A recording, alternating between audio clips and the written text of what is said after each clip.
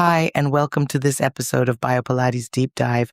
Today, we are going to take the time to explore together an exercise from the reformer repertoire that appears extremely simple when observed from the outside, but actually contains an absolutely remarkable biomechanical, respiratory, and neurological richness, the stomach massage prep. When people discover this exercise for the very first time, they often believe it is simply a movement where the carriage is pushed using the legs. However, the moment we truly begin to practice it with precision, we immediately understand that the real work is not primarily happening in the lower limbs. The true work begins in the center of the body, in the relationship between breathing, the deep abdominals, the pelvis, and the lumbar spine. The starting position itself is already fascinating. We sit in the center of the carriage with the weight slightly positioned toward the back of the sit bones. The feet are placed on the foot bar, slightly wider than the shoulders. The knees remain flexed. The hands come between the legs to hold the center of the bar, while the spine gradually organizes itself into a C-curve position. And this C-curve is essential to understand because it does not represent a passive collapse of the body forward. The goal is not to simply fall into flexion.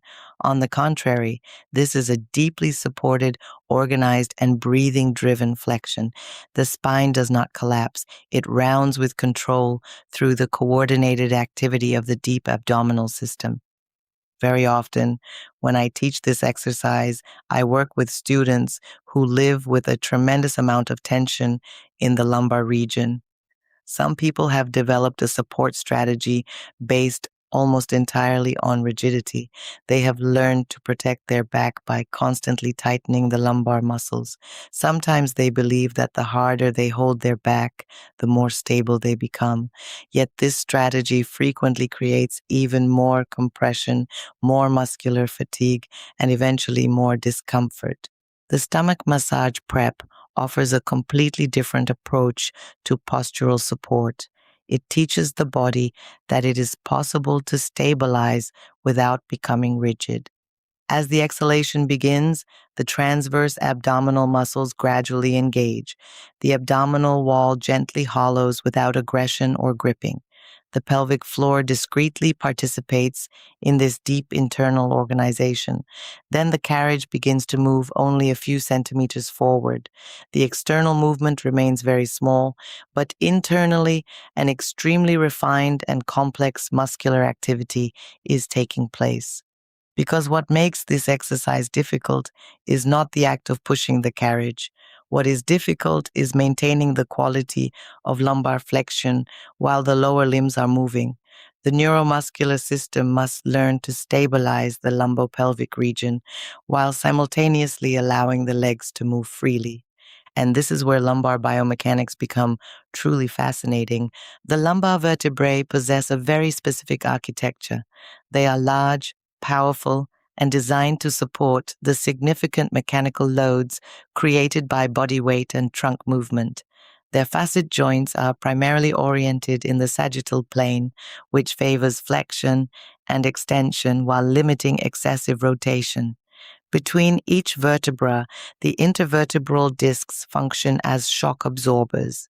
When the spine enters this controlled C-curve flexion, many people experience a very specific sensation of widening in the lower back. It is not an aggressive stretch like those sometimes found in forced movements. Instead, it feels like space, decompression, and sometimes even an internal sense of breathing within the lumbar region. This sensation is directly connected to the behavior of the posterior spinal muscles. The iliocostalis lumborum, which belongs to the erector spinae group, plays an especially interesting role here. This muscle originates from the iliac crest, the sacrum, and the thoracolumbar fascia before traveling upward toward the lower ribs. Its primary action is spinal extension as well as participation in lateral flexion of the trunk. Its innervation comes from the dorsal rami of the lumbar spinal nerves. In the stomach massage prep, this muscle is not being used to generate forceful effort. On the contrary, it is invited to gradually lengthen, while the abdominals assume more responsibility for stabilizing the center of the body. And this changes the entire perception of movement, because a muscle that constantly remains shortened often becomes protective. It maintains continuous tension that limits joint mobility.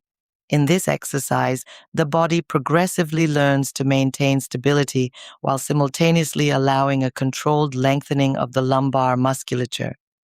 The quadratus lumborum also plays a very important role in this exercise.